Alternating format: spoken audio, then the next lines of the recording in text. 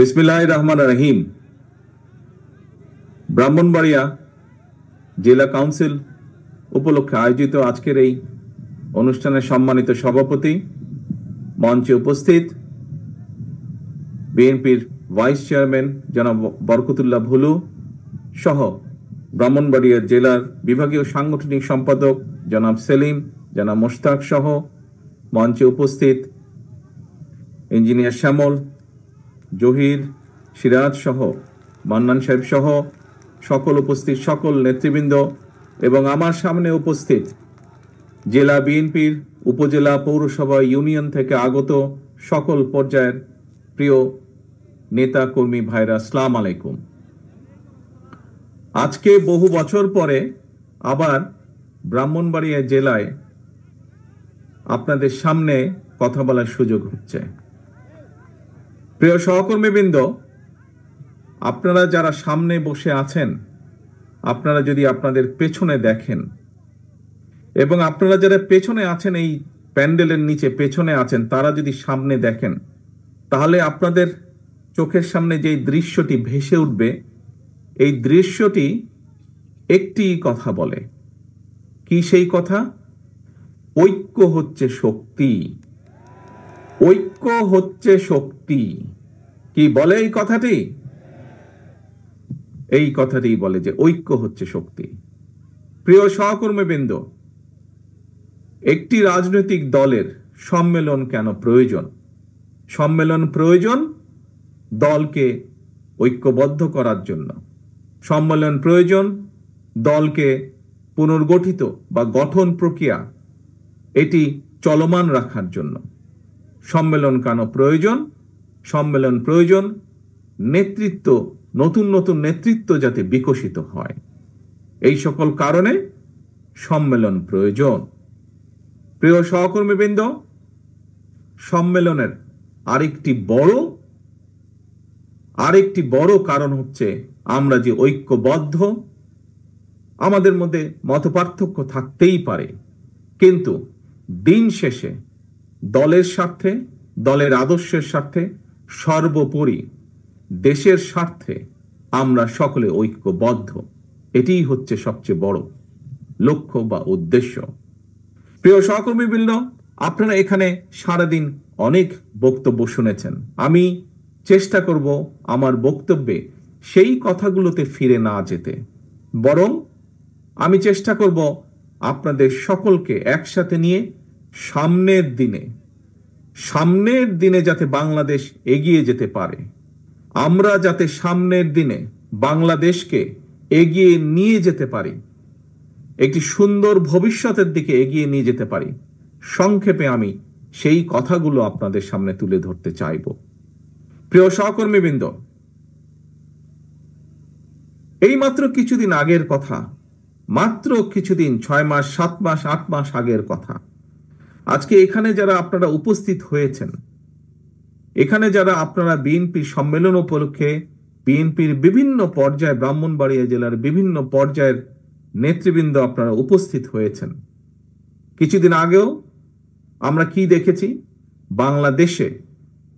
বাংলাদেশ জাতীয়তাবাদী দলের প্রত্যেকটি নেতাকর্মী সহ বিরোধী দল, অর্থাৎ যেই স্বৈরাচার কয়েকদিন আগে পালিয়ে গিয়েছে, এই স্বৈরাচারের বিরুদ্ধে যারা আন্দোলন করেছে, বাংলাদেশের মানুষের গণতান্ত্রিক অধিকারকে প্রতিষ্ঠা করার জন্য, বাংলাদেশের মানুষের কথা বলার অধিকারকে প্রতিষ্ঠিত করার জন্য, তথা বাংলাদেশের মানুষের রাজনৈতিক এবং অর্থনৈতিক অধিকার প্রতিষ্ঠা করার জন্য সেই স্বৈরাচারের বিরুদ্ধে যত মানুষ প্রতিবাদ করেছে, প্রত্যেকটি মানুষকে নির্যাতিত করা হয়েছে, প্রত্যেকটি মানুষ হয়েছে অত্যাচারিত। কাজেই সেই অত্যাচার নির্যাতনের কথা আপনারা নিশ্চয়ই ভুলে যাননি। প্রিয় সহকর্মীবৃন্দ, এই অত্যাচার নির্যাতন শুধু ব্রাহ্মণবাড়িয়ার মানুষই নয়, ব্রাহ্মণবাড়িয়ার বিরোধী দলীয় নেতাকর্মী নয়, ব্রাহ্মণবাড়িয়ার বিএনপির নেতাকর্মী নয়, সমগ্র বাংলাদেশে বিএনপির যত নেতাকর্মী আছে, সকলে এই অত্যাচারের ভিতর দিয়ে, অত্যাচারকে ফেস করেই সকলে এগিয়ে গিয়েছে। প্রিয় সহকর্মীবৃন্দ, আজ যেই স্বৈরাচারের বিরুদ্ধে আন্দোলন করেছিলাম আমরা বিগত 17 বছর ধরে প্রায়, সেই স্বৈরাচার আজ পলাতক। স্বৈরাচারের মাথাটা পালিয়ে গিয়েছে, কিন্তু স্বৈরাচারের কিছু কিছু অবশিষ্ট এখনো রয়ে গিয়েছে বাংলাদেশে। এরা বিভিন্নভাবে মাথা চাড়া দেবার চেষ্টা করছে। এরা বিভিন্নভাবে চেষ্টা করছে নিজেদের অবস্থানকে কোনোভাবে গুছিয়ে নিয়ে আবার দেশটি তাদের দখলে নিতে। প্রিয় সহকর্মীবৃন্দ, তাদের এই লক্ষ্যকে আমরা হাসিল করতে দিতে পারি না। এবং যদি আপনাকে রক্ষা করতে হয়, আপনার নিজের পরিবারকে রক্ষা করতে হয়, যদি এই দেশের মানুষকে রক্ষা করতে হয়, সর্বোপরি বাংলাদেশকে যদি রক্ষা করতে হয়, তাহলে আমাদের সকলকে যে কোনো মূল্যে ঐক্যবদ্ধ থাকতে হবে। এর কোনোই আমাদের বিকল্প নেই। আমি বক্তব্যের শুরুতেই বলেছি, আমাদেরকে যদি বাংলাদেশকে সামনে এগিয়ে নিতে হয়, দেশের মানুষকে যদি শান্তিপূর্ণ উপায়ে এগিয়ে নিতে হয় দেশের সাথে, তাহলে অবশ্যই আমাদেরকে ঐক্যবদ্ধ থাকতে হবে। আমাদের মধ্যে মতপার্থক্য থাকতেই পারে, আমরা বসবো, আমরা আলোচনা করব। এক আলোচনায় শেষ না হলে আবার আলোচনায় বসবো। আলোচনার মাধ্যমেই আমরা সমস্যার সমাধান করব। আলোচনার মাধ্যমেই আমরা সমস্যা উপায় বের করব। প্রিয় সহকর্মীবৃন্দ, আমাদের সামনে বহু কাজ, এখন অনেক কাজ, দেশকে পুনর্গঠনের কাজ। নিশ্চয়ই আপনারা এর মধ্যে পত্র পত্রিকা, রেডিও, টেলিভিশনে শুনেছেন, দেখেছেন। কি? বাংলাদেশ জাতীয়তাবাদী দলের পক্ষ থেকে আমরা দেশের মানুষের সামনে, দেশের সামনে আমরা 31 দফা রাষ্ট্র কাঠামো, পুনর্গঠন কাঠামোর 31 দফা রূপরেখা আমরা দিয়েছি। সেটি কি? সেটির মধ্যে সংক্ষেপে যদি বলতে হয়, সেটির মধ্যে এই দেশের ভবিষ্যৎ প্রজন্ম সন্তানদের শিক্ষা ব্যবস্থাকে কিভাবে ঠিক করব তার একটি সংক্ষিপ্ত বিবরণ দেওয়া আছে। এই দেশে বেকারদের কর্মসংস্থানের জন্য আমরা কি কি করতে চাই তার কথা উল্লেখ করা আছে। এই দেশের মানুষের স্বাস্থ্য নিয়ে আমরা কি করতে চাই তার কথা উল্লেখ করা আছে। এই দেশের কৃষি ব্যবস্থা আমরা কি করতে চাই তার উল্লেখ করা আছে। এই দেশের শিল্পের ব্যবস্থা আমরা কি করতে চাই আগামী দিনে তার কথা উল্লেখ করা আছে। প্রিয় সহকর্মীবৃন্দ, অর্থাৎ সমগ্র দেশকে পুনর্গঠন করার জন্য কি কি করতে চায় বিএনপি, সমগ্র দেশের মানুষকে বিভিন্ন সমস্যা থেকে পর্যায়ক্রমিকভাবে বের করে আনার জন্য বাংলাদেশ জাতীয়তাবাদী দল, আপনাদের দল কি করতে চায় দেশের জন্য, সেই কথাগুলো বলা আছে। কাজেই আমাদেরকে আজকে সেই কাজগুলো আমাদেরকে বাস্তবায়ন করতে হবে। যেই কাজগুলো বাস্তবায়ন করার মাধ্যমে আমরা দেশের শিক্ষা ব্যবস্থাকে এই দেশের উপযোগী, এই দেশের ভবিষ্যৎ প্রজন্মের উপযোগী করে করতে পারবো, সেই পদক্ষেপ আমাদেরকে গ্রহণ করতে হবে। যেই কাজ করার মাধ্যমে আমরা এই দেশের বেকারদের কর্মসংস্থান করতে পারবো, এই দেশের লক্ষ কোটি মা বোনদের, ভাইদের আমরা কর্মসংস্থানের ব্যবস্থা করতে পারবো, তার উদ্যোগ গ্রহণ করতে হবে। কি করে আমরা কৃষির উৎপাদন বাড়াবো? যে কৃষির উৎপাদন বাড়ানোর মাধ্যমে একদিকে যেমন আমরা কৃষকের হাতে তার দ্রব্যের ন্যায্য মূল্য পৌঁছে দিতে চাই, একইভাবে আমরা বাজারে যে জিনিসপত্রের দামের লাগামহীন গতি, সেই গতিকে আমরা টেনে ধরতে চাই। প্রিয় সহকর্মীবৃন্দ, এই দেশ 20 কোটি মানুষ, 20 কোটি মানুষের জন্য বহু কলকারখানা প্রয়োজন। 20 কোটি মানুষ, অন্তত 20 কোটি মানুষ, এই 20 কোটি মানুষের চাষাবাদের জন্য পানির প্রয়োজন, তার জন্য খাল খনন করতে হবে। আপনারা দেখেছেন কিভাবে এই জেলারই বিভিন্ন নদ নদী, খালগুলো কিভাবে, খাল বিলগুলো কিভাবে ভরাট হয়ে গিয়েছে। কিভাবে ভরাট হয়ে যাবার কারণে বর্ষার মৌসুমে একদিকে যেমন বন্যা হয়, শুষ্ক মৌসুমে সেভাবে এলাকার মানুষ পানি পায় না। ঠিক এই অবস্থা বিরাজ করছে বাংলাদেশের পুরা বাংলাদেশের সবগুলো জায়গায়। সেই সমস্যার সমাধান করতে হবে আমাদের, খাল খনন করতে হবে আমাদেরকে, নদীগুলো খনন করতে হবে। এরকম আরো বহু কাজ আছে, বহু কাজ আছে আমাদের দেশকে পুনর্গঠন করার জন্য। আজকে যদি আমরা শুধুমাত্র নিজেদের স্বার্থ রক্ষার জন্য, নিজেদের স্বার্থ চিন্তা করার জন্য যদি আমরা শুধু তর্কে লিপ্ত থাকি আজ, তাহলে দেশ ধ্বংসের কিনারায় পৌঁছে গিয়েছে। সেই কিনারা থেকে দেশ পড়ে যাবে, সেই দেশকে আর উঠানো সম্ভব হবে না। আজকে যদি আমরা শুধুমাত্র নিজেদের স্বার্থ রক্ষার জন্য যদি তর্ক বিতর্কে লিপ্ত থাকি, সবচেয়ে বড় লাভবান কে হবে? সবচেয়ে বড় লাভবান হবে সেই পালিয়ে যাওয়া স্বৈরাচার হবে সবচেয়ে বড় লাভবান। প্রিয় সহকর্মীবৃন্দ, থাকতেই পারে, প্রতিবার যেই কথাটি আমি আপনাদের সামনে বলেছি, অন্য অন্য জায়গায় আমি বলেছি, হ্যাঁ, বিভিন্ন মতামত থাকতেই পারে বিভিন্ন বিষয়ে, সেটি রাজনীতির বিষয় হোক, আগামী দিনে সংসদ কিভাবে পরিচালিত হবে সেই বিষয় হোক, আগামী দিনে সংসদের মেয়াদ কত হবে সেই বিষয়ই হোক, যে বিষয় হোক না কেন, কোন সরকারের মেয়াদ কত হবে, সংসদের মেয়াদ কত হবে, কত একজন মানুষ কতবার প্রধানমন্ত্রী হতে পারবে, এরকম বিভিন্ন বিষয় থাকতেই পারে। কিন্তু সেই বিষয়গুলো আমরা আলোচনার মাধ্যমে সমাধান করতে সক্ষম। সেই বিষয়গুলো নিয়ে যদি মাত্রা অতিরিক্ত আলোচনা করি আমরা, তাহলে রাষ্ট্র পুনর্গঠন থেকে আমরা পিছিয়ে যাব, এবং রাষ্ট্র পুনর্গঠন থেকে যদি আমরা পিছিয়ে যাই, তাহলে এই দেশ এবং দেশের মানুষ ক্ষতিগ্রস্ত হবে।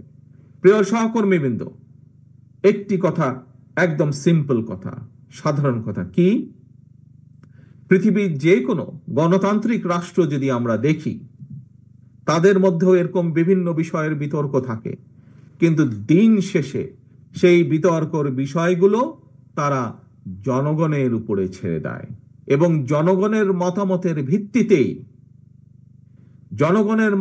ভিত্তিতেই সিদ্ধান্ত গ্রহণ করা হয়। অর্থাৎ বিভিন্ন মতামত বিভিন্ন ব্যক্তি বা দলের পক্ষ থেকে জনগণের সামনে উপস্থাপন করা হয়, এবং জনগণের কাছে সেই দায়িত্ব দেওয়া হয়, জনগণ যেটিকে গ্রহণ করবে সেটিকেই গ্রহণ হিসেবে ধরে নেওয়া হয়। এবং সেটি করার উপায় কি? সেটি করার একমাত্র উপায় হচ্ছে নির্বাচন, জাতীয় নির্বাচন। সেটি করার একমাত্র উপায় হচ্ছে কি? বিভিন্ন জায়গায় বিভিন্ন সংগঠনে, যে সকল সংগঠনে নির্বাচনের নিয়ম আছে, সেই নির্বাচনকে অনুষ্ঠিত করা, অর্থাৎ জনগণের হাতে ভোটের মাধ্যমে সেই শক্তি ফিরিয়ে দেওয়া, জনগণের হাতে ভোটের মাধ্যমে সেই বিষয় সম্পর্কে রায় গ্রহণ করা। প্রিয় সহকর্মীবৃন্দ, এই ভোট প্রদানের মাধ্যমে যেই কাজটি হয়, সেই কাজটি হলো জবাবদিহিতাকে প্রতিষ্ঠিত করা। জবাবদিহিতা, আমরা এই যে বিগত 15 বছর কি দেখেছি? 15 বছর জনগণের ভোট দেওয়ার কোনো উপায় ছিল কি? জনগণের কি ভোট দেওয়ার কোনো শক্তি বা ক্ষমতা ছিল কি? কি ভাই ছিল? সেটি জাতীয় পর্যায়ে হোক অথবা সেটি যে কোনো পর্যায়ে, জনগণ কি ভোট দিতে সক্ষম ছিল বিগত 15 বছর? কি জনগণের ভোট দেওয়ার সেই ক্ষমতা ছিল না। জনগণের ভোট দেওয়ার ক্ষমতাকে অস্ত্রের বলে কেড়ে নেওয়া হয়েছিল, এবং সে কারণেই আমরা দেখেছি অস্ত্র দিয়ে জোর করে রাতের অন্ধকারে, কখনো আমরা দেখেছি ডামি নির্বাচন, কখনো আমরা দেখেছি ভোটারবিহীন নির্বাচন, কখনো আমরা দেখেছি ভোট ডাকাতির নির্বাচন গত 15 বছরে। এবং সে কারণেই আমরা কি দেখেছি? সে কারণে দেখেছি আপনাদের এলাকায় উন্নয়নের নাম করে সমগ্র বাংলাদেশে বিভিন্ন জায়গায়, খোদ রাজধানী থেকে বিভিন্ন জায়গায় উন্নয়নের নাম করে সামান্য কিছু জিনিস মানুষকে দেখিয়েছে, কিন্তু এর বিনিময়ে লক্ষ কোটি কোটি টাকা, হাজারো কোটি টাকা বিদেশে পাচার করে নিয়ে গিয়েছে তারা। আমরা দেখেছি কি হয়েছে, আপনারা তার সাক্ষী, সমগ্র বাংলাদেশের মানুষ তার সাক্ষী, পত্র পত্রিকায় সেগুলো বের হয়ে আসছে। কোন রকম জবাবদিহিতা ছিল না বলেই বাংলাদেশের প্রত্যেকটি প্রতিষ্ঠানকে ধ্বংস করে দেওয়া হয়েছে। কোন যোগ্য লোককে প্রতিষ্ঠানগুলো চালানোর সুযোগ, পরিচালনা করার সুযোগ দেওয়া হয়নি। শুধুমাত্র যারা তাদের দলীয় লোক ছিল তাদেরকে দিয়ে বিচার ব্যবস্থা বলুন, বাংলাদেশের যে কোনো রাষ্ট্রের যে কোনো সংগঠন বলুন, যে কোনো প্রতিষ্ঠান বলুন, সেগুলো থেকে যোগ্য লোককে সরিয়ে দেওয়া হয়েছিল। এবং সে কারণেই বাংলাদেশের প্রত্যেকটি প্রতিষ্ঠান, রাষ্ট্রের প্রত্যেকটি প্রতিষ্ঠান ধ্বংস হয়ে গিয়েছে। প্রিয় সহকর্মীবৃন্দ, সেই শিক্ষায় বলুন, বিচার ব্যবস্থায় বলুন, নির্বাচনের ব্যবস্থায় বলুন, প্রত্যেকটি ব্যবস্থাকে আবার পুনর্গঠন করতে হবে। প্রিয় সহকর্মীবৃন্দ, এই পুনর্গঠন প্রক্রিয়া আমরা যত দ্রুত শুরু করতে পারবো, রাষ্ট্র কাঠামোর এই পুনর্গঠন প্রক্রিয়া আমরা যত দ্রুত শুরু করতে পারবো, দেশকে আমরা তত দ্রুত আমরা উন্নত করতে পারবো। এই পুনর্গঠন প্রক্রিয়া আমরা যত দ্রুত শুরু করতে পারবো, বাংলাদেশের মানুষের সমস্যার পরিমাণ ধীরে ধীরে আমরা তত দ্রুত কমিয়ে আনতে সক্ষম হব। প্রিয় সহকর্মীবৃন্দ, আজকে আপনারা যারা এই সম্মেলন উপলক্ষে এখানে উপস্থিত হয়েছেন, আপনাদের পরিচয় কি? রাজনৈতিক পরিচয়? আপনাদের পরিচয় হচ্ছে আপনারা শহীদ রাষ্ট্রপতি জিয়াউর রহমানের সৈনিক। আপনাদের পরিচয় হচ্ছে আপনারা দেশনেত্রী খালেদা জিয়ার সৈনিক। কাজেই অর্থাৎ দিন শেষে আপনাদের রাজনৈতিক পরিচয় আপনারা বাংলাদেশ জাতীয়তাবাদী দল তথা বিএনপির একজন নেতা বা একজন কর্মী হিসাবে আপনারা এখানে উপস্থিত হয়েছেন। সহকর্মীবৃন্দ, নিশ্চয়ই এই যে 5ই আগস্টের পরে যে স্বৈরাচার 5ই আগস্ট পালিয়ে গেল, তারপরে আপনারা যখনই আপনাদের ঘর থেকে প্রতিদিন বের হয়েছেন, আপনাদের এলাকার মানুষ কি আপনাদের কাছে জানতে চায় না কি ভাই তোমরা দেশ নিয়ে কি চিন্তা করছো, দেশ নিয়ে কি করবা? জানতে চায় না এরকম কথা? জানতে চায় এরকম কথা? আপনারা যখন বের হন ঘর থেকে, যখন হাটে বাজারে মসজিদে মাদ্রাসায় বা বিভিন্ন জায়গায় আপনাদের সাথে বিভিন্ন মানুষের দেখা হয়, যখন জানে আপনি বিএনপির একজন নেতা আর যখন জানে আপনি বিএনপির একজন কর্মী, দেশ নিয়ে আপনাকে জিজ্ঞেস করে না? আপনাকে কেন জিজ্ঞেস করে? আপনাকে এই কারণে জিজ্ঞেস করে যে মানুষের বিশ্বাস, সাধারণ মানুষ, এই দেশের ভোটার, অধিকাংশ মানুষের বিশ্বাস এই দেশে যদি ভালো কিছু করতে পারে, এই দেশকে যদি পুনর্গঠন করতে পারে, এই দেশকে যদি আবার যদি এই দেশকে স্বাভাবিক গতির দিকে ধাবিত করতে পারে, যেরকম দেশকে বাংলাদেশের মানুষ দেখতে চায়, বাংলাদেশের মানুষের প্রত্যাশা যেই দেশের, সেই দেশকে যদি গড়তে হয়, কে করতে পারবে? আপনারাই একমাত্র করতে পারবেন। অর্থাৎ বাংলাদেশ জাতীয়তাবাদী দল বিএনপি একমাত্র এই দেশকে জনগণের প্রত্যাশা অনুযায়ী গড়ে তুলতে সক্ষম হবে। মানুষ এটি বিশ্বাস করে বলেই আপনার কাছে জানতে চায় দেশের ভবিষ্যৎ কি, আপনার কাছে জানতে চায় কিভাবে আপনার দল দেশকে পুনর্গঠন করব। প্রিয় সহকর্মীবৃন্দ, প্রিয় ভাই বোনেরা, বিএনপি বাংলাদেশের সবচাইতে বড় রাজনৈতিক দল। এটি আমাদের সাথে অন্য যত রাজনৈতিক দল আছে যারা আন্দোলনে আমাদের সাথে ছিলেন, পাশে ছিলেন, প্রত্যেকটি রাজনৈতিক দলের নেতৃবৃন্দ একই কথা বলেন। যেহেতু বিএনপি সবচাইতে বড় রাজনৈতিক দল, সেই জন্য আপনাদের দায়িত্ব কিন্তু সবচাইতে বড়, আপনাদের দায়িত্ব সেই জন্য সবচাইতে কঠিন। প্রিয় সহকর্মীবৃন্দ, যখন আপনি জীবনে একা ছিলেন তখন আপনি একা ছিলেন। আজ আপনার দায়িত্ব এসে পড়েছে, কাঁধে দায়িত্ব পড়েছে সংসারে 2 জন 5 জন 7 জন যে কয়জন মানুষ হোক, সেই মানুষের দায়িত্ব যেরকম আপনার, ঠিক একইভাবে বিএনপির একজন কর্মী হিসাবে, শহীদ জিয়া খালেদা জিয়ার একজন কর্মী হিসাবে আপনাদের দায়িত্ব সমগ্র বাংলাদেশের। আপনারা কি, প্রিয় ভাই বোনেরা, প্রিয় সহকর্মীবৃন্দ, আপনারা কি দেশের দায়িত্ব নেওয়ার জন্য প্রস্তুত আছেন? দেশের দায়িত্ব, দেশকে পুনর্গঠন করার জন্য প্রস্তুত আছেন? ধন্যবাদ, সকলকে ধন্যবাদ। যদি এই দায়িত্ব আপনাদেরকে পালন করতে হয়, যদি এই দায়িত্ব আপনারা সঠিকভাবে পালন করতে চান, তাহলে সবচাইতে পূর্ব শর্ত হচ্ছে, 1 নম্বর শর্ত হচ্ছে, তাহলে আমাদের সকলকে যে কোনো মূল্যে ঐক্যবদ্ধ থাকতে হবে। যে কোনো মূল্যে আমাদের বিএনপির প্রতিটা নেতাকর্মীকে আমাদের ঐক্যবদ্ধ থাকতে হবে এবং ঐক্যবদ্ধ থেকে দেশের মানুষকে দিক নির্দেশনা দিতে হবে, দেশের মানুষকে পথ দেখাতে হবে, যে পথে আমরা গেলে দেশের সমস্যার সমাধানগুলো করতে পারবো। এবং বিএনপি হিসাবে দেশের মানুষ আপনাদের কাছ থেকে এই প্রত্যাশা করে, এই দায়িত্ব প্রত্যাশা করে যে বিএনপি ঐক্যবদ্ধ থাকবে।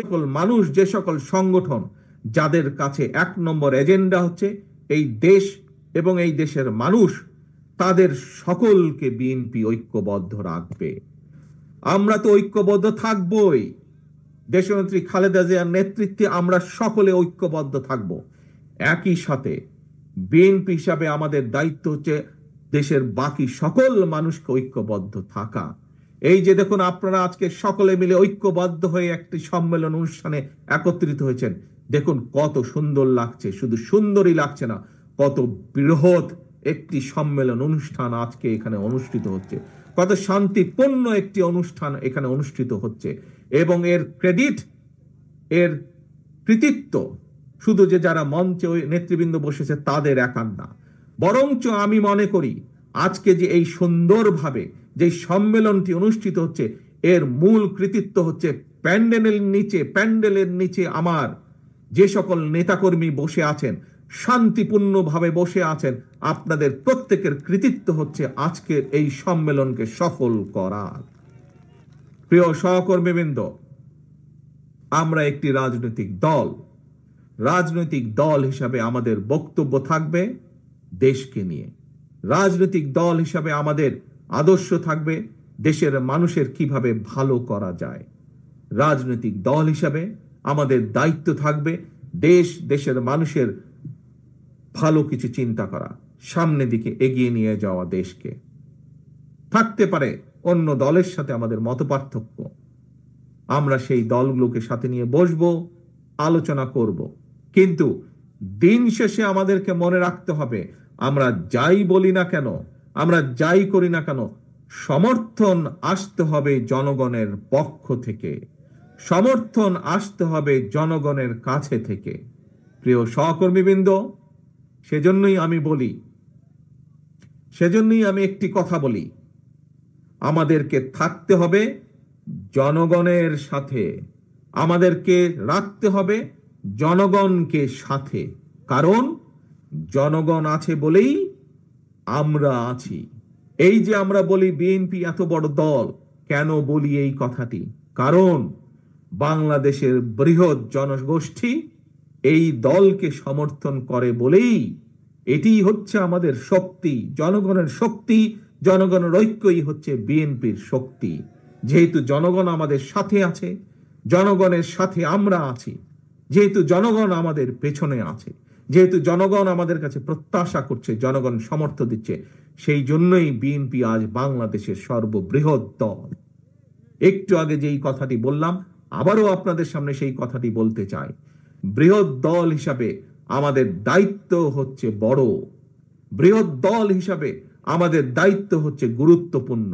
এখানে উপস্থিত প্রত্যেকটি মানুষের, প্রত্যেকটি নেতাকর্মীর দায়িত্ব হচ্ছে অনেক বড়, প্রত্যেকটি নেতাকর্মীর দায়িত্ব হচ্ছে অনেক গুরুত্বপূর্ণ। প্রিয় সহকর্মীবৃন্দ, প্রিয় আমার নেতৃবৃন্দ, আপনারা হয়তো কেউ বলতে পারেন নিজের মনে মনে, আরে ভাই, আমি তো ইউনিয়নের একটা নেতা, আমার কি দায়িত্ব? নো নো নো, আপনি ইউনিয়নের নেতা হতে পারেন, চিন্তা করে দেখুন তো, আপনি ইউনিয়নের নেতাই হন আর পৌরসভার ওয়ার্ডের নেতাই হন, আপনি যখন সকালে ঘর থেকে বের হন, যখন মানুষ দেখে বিএনপির এই ইউনিয়নের নেতাটি হেঁটে যাচ্ছে, যখন মানুষ দেখে এই ইউনিয়নের এই ওয়ার্ডের এই বিএনপির নেতাটি হেঁটে যাচ্ছে, আপনাকে মানুষ সালাম দেয় না? আপনার সাথে সমস্যার কথা আলোচনা করে না?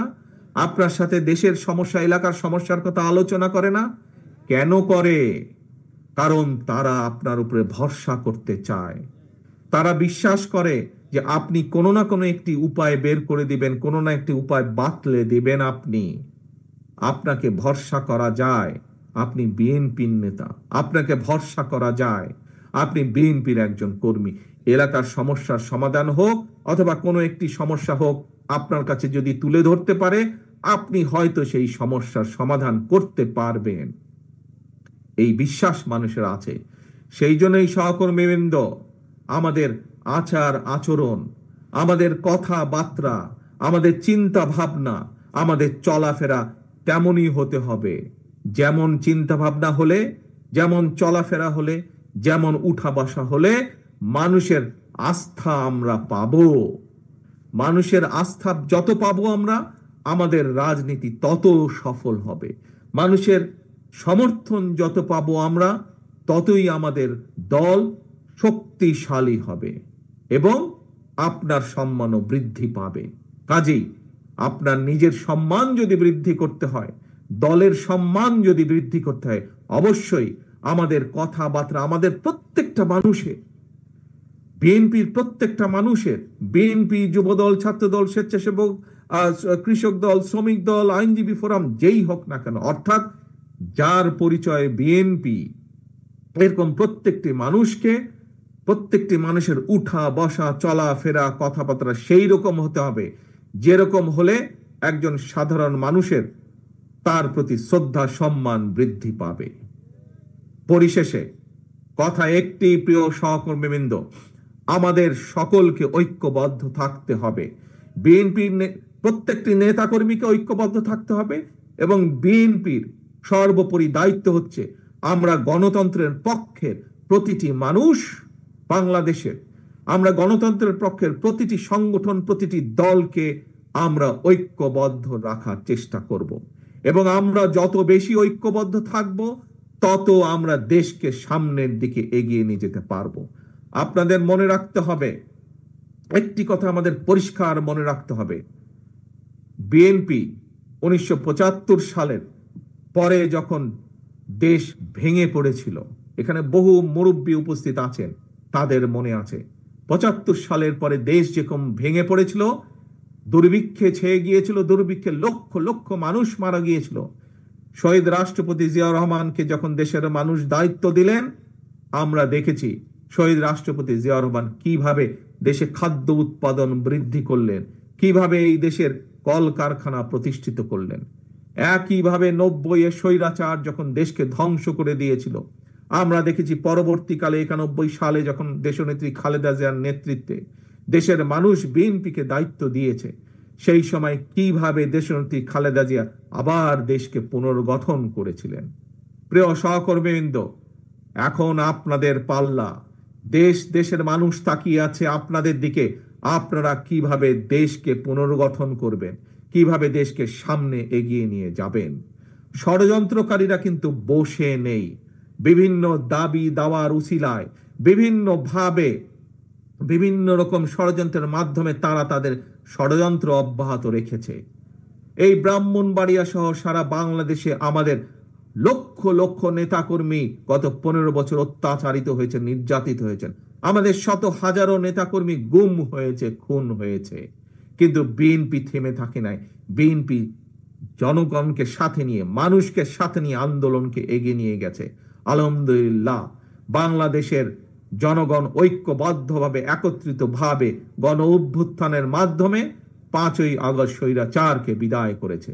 এখন কাজ একটি, লক্ষ্য একটি, কথা একটি, দেশ পুনর্গঠন করতে হবে, দেশকে গড়ে তুলতে হবে, দেশকে সামনে এগিয়ে নিয়ে যেতে হবে।